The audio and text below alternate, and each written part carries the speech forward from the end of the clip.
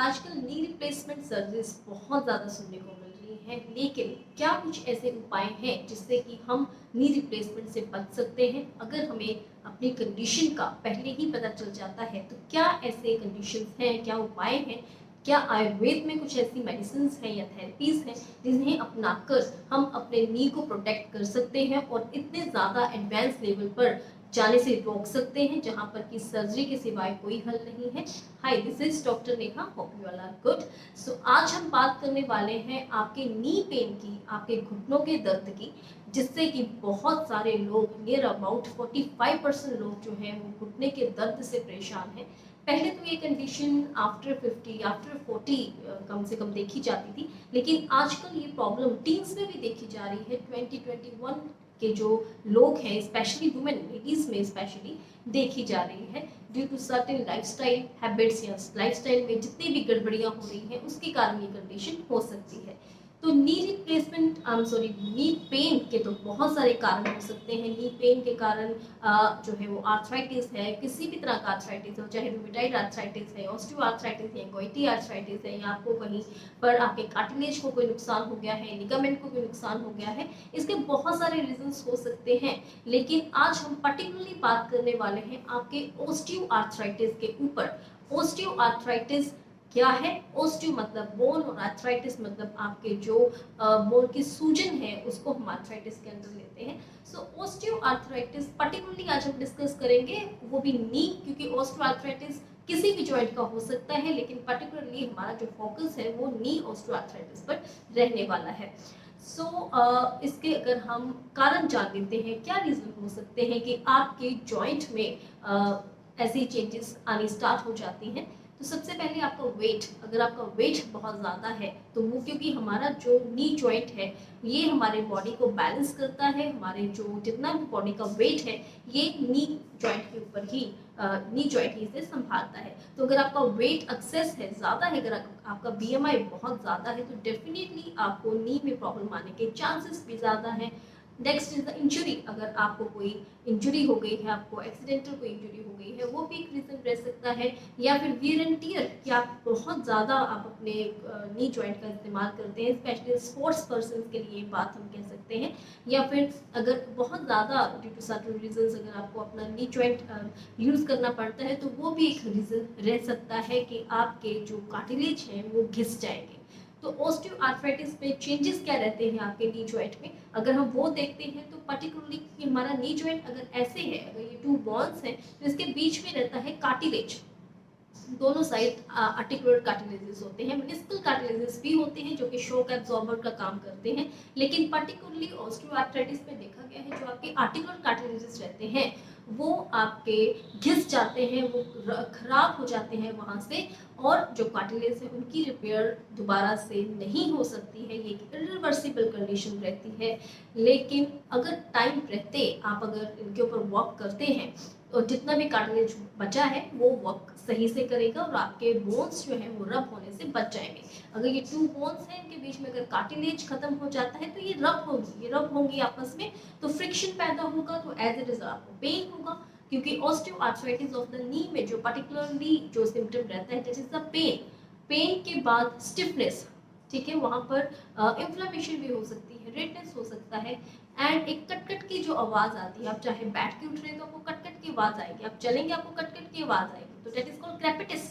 Particularly that is called crepitus. और crepitus जो वहाँ पर फील हो रहा है, क्यों हो रहा है? क्योंकि आपका कार्टिलेज वहाँ से घिस चुका है, और कार्टिलेज को बेसिकली हम लेमैन लैंग्वेज में बोलते हैं ग्रीस। आपकी ग्रीस कम हो गई है, this is why we call grease कम हो गई है, ठीक है। और ग्रीस कम है तो स्पेस कम है वहाँ आपके जॉइंट में, और अगर स्पेस कम है तो ऑटोमेटिकली वहाँ पर पेन होगा ही।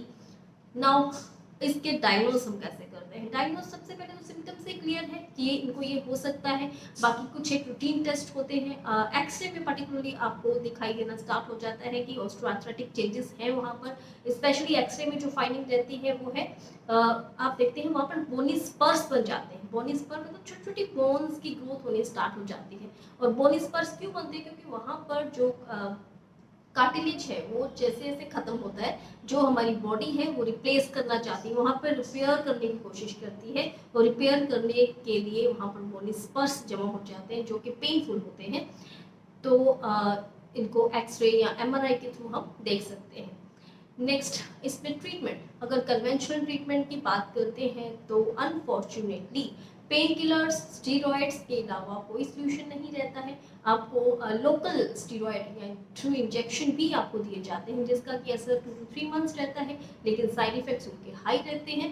एंड इन द लास्ट जब वो कार्टिलेज बहुत ज़्यादा खराब हो जाता है तो आपको नी रिप्लेसमेंट ही करवाना पड़ता है। Okay, now coming to our main thing, that is the Ayurveda. Ayurveda में क्या इसका वर्णन मिलता है और अगर है तो आयुर्वेद से हम कैसे टाइम रहते इसको ठीक कर सकते हैं। सो आयुर्वेद में हम इसे बोलते हैं संधिगत वात। संधि मीन टू से आपके जॉइंट्स एंड वात मतलब कि वात दोष। और हमें पता है कि हमारे जितने भी मस्कुलर या स्केलेटोमस्कुलर जितने भी प्रॉब्लम्स हैं वो वात के कारण होती हैं। आयुर्वेदा में वात दोष के कारण होती है, वात दोष के बढ़ने के कारण होती है। तो संधिगत वात इसे हम कहते हैं। और इसमें जो ट्रीटमेंट मोडेलिटीज रहती हैं, सबसे पहले तो डिपेंड करता है पेन कितनी है। इमरजेंसी ट्रीटमेंट भी हमारे पास रहते हैं। अगर तो इंटेंस पेन है तो हम अग्निक्रम प्रेफर करते हैं। अग्निक्रम अगर हम कर देते हैं, साथ में रक्त मोक्षण मतलब वहाँ की किसी भी वेन से हम थोड़ा सा ब्लड निकाल देते हैं, उससे के बाद उससे जो है दोष वहाँ से निकल जाते हैं। तो एज ए रिजल्ट आपको इंटेंस जो पेन है उससे रिलीफ मिलता है, काफ़ी ज़्यादा रिलीफ मिलता है। नेक्स्ट, हमारे पास पंचकर्मा की थेरेपीज रहती हैं जिसमें कि पर्टिकुलरली हम कहते हैं जानुबस्ती। यहाँ पर ऑयल कूलिंग की जाती है, ठीक है। वहाँ पर पर्टिकुलर हमारे पास ऑयल जो होते हैं वो जैसे पिंड तेल है, महानरायण है, धन्वंतरम तेल है, ऐसे बहुत सारे डिपेंड करता है कि कौन सा ऑयल चूज करना है, कस्टमाइज्ड रहता है हमेशा ही। तो उसके अकॉर्डिंगली हम जानुबस्ती करते हैं। साथ में हम मात्रा बस्ती भी ऐड ऑन कर देते हैं। Matra basti is a kind of enema, oil enema, ठीक है। और क्यों करते हैं मात्रा बस्ती? की बस्ती जो है वो पर्टिकुलरली क्या है, वात हर चिकित्सा है। और मात्रा बस्ती के बहुत ही अच्छे रिजल्ट हैं। मात्रा बस्ती में जो ऑयल अनीमा हम करते हैं काफ़ी अच्छा रोल वो प्ले करता है आपके वात को वहाँ से नष्ट करने के लिए। और आपको अपने नी जॉइंट का आप देखते हैं कि बिना किसी पेन किलर के, बिना किसी स्टीरॉयड के आपको 100% क्योर वहाँ पर मिलता है if it is the starting condition और नॉट डेट इट मीन्स कि आपका कार्टिलेज बिल्कुल वहाँ से खत्म हो गया है, ठीक है। अगर वो भी क्या है तो आपको फिर भी आप देखते हैं कि आपके पेन में काफ़ी ज़्यादा रिलीफ आपको मिलता है। तो ये थेरेपीज रहती हैं। साथ में हम लोग वहाँ पर जो है वो लोकल स्वेदन भी कर सकते हैं, दशमूल क्वाथ से स्वेदन भी कर सकते हैं, उसके भी काफ़ी अच्छे रिजल्ट देखने को मिलते हैं। नेक्स्ट, अगर हम होम रेमेडीज़ की बात करते हैं कि घर पे आपको क्या करना है, तो सबसे पहले तो अपना वेट कम करना है क्योंकि वेट एक इसका मेजर इशू रहता है।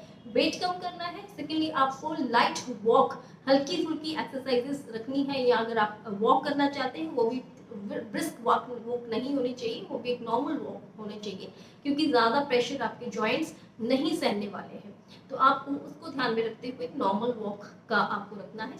सेकेंड, आपको वहाँ पर हॉट एंड कोल्ड कंप्रेशन देने हैं। या तो आप जैसे कि आप स्पेशली हम जो आयुर्वेदा में प्रेफर करते हैं वो है पोटली स्वेद। पोटली स्वेद मतलब कि आपको किसी भी कॉटन के कपड़े में आपको रेत लेना है, उसको आपको तिल का तेल, सिंपल आप घर पे तिल का तेल ले सकते हैं, ठीक है। या नहीं तो हम कहते हैं कि आप महानरायण ऑयल अगर अवेलेबल है तो आप वो ले सकते हैं। उसको कढ़ाई में आपको रेत डालनी है, उसमें आपको 30 to 60 ml जो है वो ऑयल डालना है, वो हीट करना है और उसको पोटली में आपको रैप अप कर देना है और आपको बाद में उसकी सिकाई करनी है। और ये बहुत ही अच्छा होम रेमेडी रहता है जिनको रूटीन में दर्द रहता है उनके घुटनों में या कहीं पर भी अगर पेन है ड्यू टू ऑस्टियोआर्थराइटिस, राइट। तो ये बहुत ही अच्छा इफेक्टिव होम रेमेडी रहेगा। या फिर Epsom salt bath. Epsom salt जो होता है वो आपकी इन्फ्लेमेशन को कम करने में हेल्पफुल होता है। तो इप्सम सॉल्ट को आप कोसे पानी में, गुनगुने पानी में आप डाल सकते हैं, उसके बाद आप उसको वॉश आउट कर सकते हैं अपने नी जॉइंट को। इससे भी आपको पेन में, इन्फ्लेमेशन में, स्वेलिंग में आपको रिलैक्सेशन मिलेगा। नेक्स्ट, अगर सबसे इसमें जो इम्पोर्टेंट बात होती है कि आप अपना विटामिन D3 पर्टिकुलरली लेते रहें। आप सन बाथ ले सकते हैं, ठीक है, धूप से आपको विटामिन D3 मिल जाएगा। नहीं तो आप विटामिन D3 के जो सैशे या कैप्सूल्स या फिर लिक्विड अवेलेबल रहते हैं वो आप वीकली या पर 10 डेज के बाद आप ले सकते हैं। जो 60,000 IU वाला होता है वो आप साथ में स्टार्ट कर सकते हैं, इससे भी आपको रिलीफ मिलना स्टार्ट हो जाएगा। बस this is all about the osteoarthritis. हालांकि ऑस्टियोआर्थराइटिस किसी भी जॉइंट में हो सकता है। इट इज नॉट अबाउट कि ऑस्टियोआर्थराइटिस सिर्फ आपके नी जॉइंट में ही होगा। ऑस्टियोआर्थराइटिस आपके सर्वाइकल रीजन में भी हो सकता है। तो सर्वाइकल जिसे हम बोलते हैं पर्टिकुलर की सर्वाइकल हो गई है, तो cervical spondylitis is the osteoarthritis of the cervical vertebra, right. आपके लंबर वर्टिब्रा में भी अगर प्रॉब्लम है, जैसे लंबर स्पॉन्डिलाइटिस से बोलते हैं, that is also the osteoarthritis of lumbar vertebra. तो उसमें भी हम same he treatment modalities follow on करते हैं आयुर्वेद में, और हमें 100% क्योर रिजल्ट्स देखने को मिलते हैं। अगर आप टाइम रहते आयुर्वेद में आ जाते हैं। अगर तो बहुत ज़्यादा वहाँ गड़बड़ हो गई है तो आपको नी रिप्लेसमेंट ही करवाना पड़ेगा। लेकिन अगर कुछ 1% भी वहाँ पर कार्टिलेज बचा है और कुछ एक बॉडी स्पर्स बहुत कम है, then Ayurveda can definitely help. So if you're suffering from any kind of the chronic conditions or the conditions related to your arthritis, whether it's rheumatoid arthritis, whether it is gouty or any kind of osteoporosis, any kind of the bone condition, you can contact us. Thank you so much.